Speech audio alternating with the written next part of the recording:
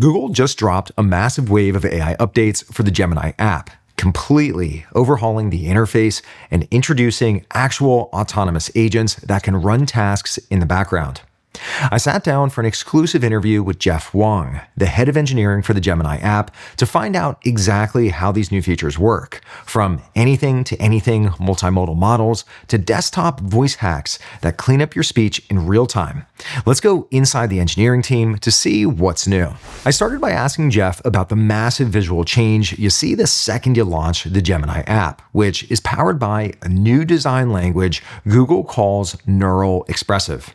Here's what he had to say about why they completely rebuilt the UI from the ground up. First, there's a huge redesign of the app. As soon as you launch the app, you'll see it. It's more modern. We have a sort of a new design language that came out with it. On iOS, it's liquid glass, and it's just, I think, a lot cleaner. We were really aiming to sort of modernize and clean up a lot of the UI. So we redesigned what we call the zero state, like the first screen that you see.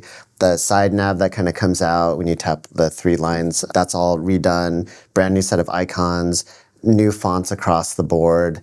And then as you get a response back, you type in something to Gemini and it gives you a response. The response feeds all redesigned. So that was just kind of top to bottom. The UI is very different. The reception's been pretty good. But the absolute biggest announcement from the engineering team is a brand new feature called Spark. This fundamentally shifts Gemini from a simple chatbot into a true autonomous assistant that can execute multi-step workflows for you. Here's how Jeff explained it to me. The big one that is leading in Sundar's announcement is called Spark. And so this is really bringing agents into our consumer AI app. Yeah, it's super exciting. So I've been playing with it. If you think about how eventually you will want something that like kind of can act and be like a true assistant. It's something that should be able to like do work and like kind of spin off multiple tasks to accomplish like a bigger goal versus right now, most of these chat apps, you kind of give it one thing and it gives you like a response. So you can kind of give it some like pretty big open-ended hard tasks and it'll know to spin off little sub-agents to go accomplish that and then kind of come back. If you were to talk to someone who has no experience with agents, and because I feel like, you hear of agents and I think some people are a little apprehensive to test it out. Yeah. What would you say is that first scenario that someone could try where they see value from using agent? Just tell me what I need to know to prepare for the day. And actually we built this as a product that I can talk about too, called Daily Brief, but Spark can do that as well. And so basically if you kind of think about what you need to do, let's say tomorrow, you might wake up and kind of look at your calendar, see what you have going on, kind of think about what you need to prepare for, like, do I need to go look up like Kevin's, YouTube channel? Same for your email, like what is it that's sort of lingering on your to-do list? Do I have bills I have to pay? And things like that, where it can go and do all that. It can kind of spin up these like agents or I don't know, you can call them like little minions to like kind of go and like do work for you. And then once it does that, you can ask it to do that repeatedly. So that's the other part of Spark is you can have, well, we call them heartbeats internally, but they can repeat. So they can be sort of these scheduled actions. And when I hear of repeating things or setting up automations, that sounds complicated. Yeah. But I take it it's not complicated. So is that something where you just go in and you say, hey, I want this to run every morning and that's as far as it goes? Yeah. Like as soon as you've done something or even before you've done it, it's exactly that. It's every day do this, at 8 a.m. So it almost feels like with Spark, it's almost bringing kind of these agent capabilities to the masses. Exactly. Next, we shifted gears to the brand new underlying engine driving the app's advanced multimodal capabilities, the Omni Model. I asked Jeff how this completely changes the way Gemini processes different types of media at the same time. So we call that the Omni Model, and that one's super cool. It's kind of combining a few of the different capabilities that we had in the app. So we had Nano Banana, which was image generation. We had VO, which was video generation. And for those, it was always text to images or text to video. And you could feed it like an image. It could do image to image.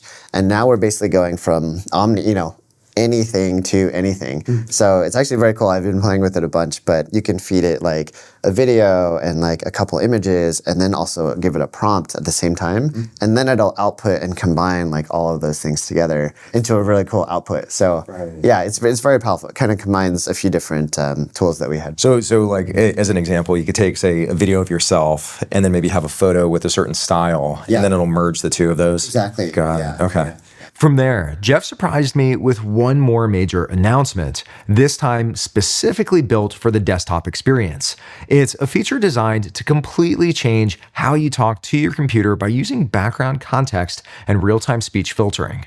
It's using the desktop app and using speech to basically do some pretty complex things. So one of the benefits of having the desktop app is it has context from your files on your hard drive, what's on your screen.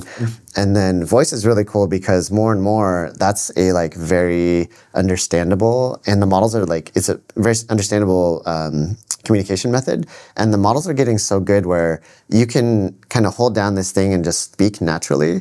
And it knows what to filter out in terms of like, you know, I say ums and uhs a lot, or you might make a mistake and be like, oh, actually scratch that. And it's good about kind of knowing and understanding how to filter that and output like a clean sort of stream of text. Once you have that coupled with, you're kind of using the voice now to orchestrate or kind of command and do things on the Mac, which is very cool. To wrap up our conversation, I wanted to look further down the road. I asked Jeff about the ultimate North Star for the Gemini app and how tomorrow's hardware will completely change the way assistants interact with the physical world around us. As you see the Gemini app continue to evolve and develop, what is your North Star for the experience in the app? Yeah, it kind of depends like how far into the future. Eventually, we will have wearables, which can be the kind of the primary interface. You saw some demos actually with the glasses, which I find actually that's a very natural like interface where it has the audio, you know, sort of bone conducting audio. So you don't have to pull out your phone. You don't have to type to it. Like you said, like speech is just so natural. And then also like you can take photos and videos of the context. So it's actually like super cool. Sometimes we'll be gardening and, you know, I have a pair of my glasses and I'll turn it on and be like, hey, do I need to like fertilize this? Like what plant is this and what kind of fertilizer do I need? Versus like going and like Googling, you know, searching and trying to like figure out exactly what fertilizer. So it's kind of nice to have that like kind of in context. That actually, I think, resolves one of my big pain points because I feel oftentimes like if I'm gardening or something, I take out my phone, you take the screenshot, and then you add it to the chat, then you ask your question. And it's like all these, you know, steps that it's a lot of work, And so just having glasses that are seeing what you're seeing and can answer your question. And it's hands-free. You can like be actually gardening. So it's almost like that assistant that's seeing what you're seeing and can answer questions that you have. Yeah, exactly. And then Josh mentioned something in one of his demos where you're sort of like throwing context to the assistant and it's catching it and sort of like saving it for later.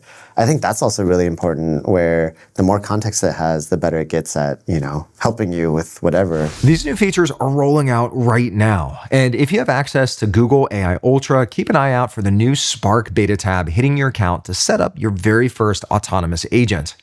Please consider subscribing and I'll see you in the next video.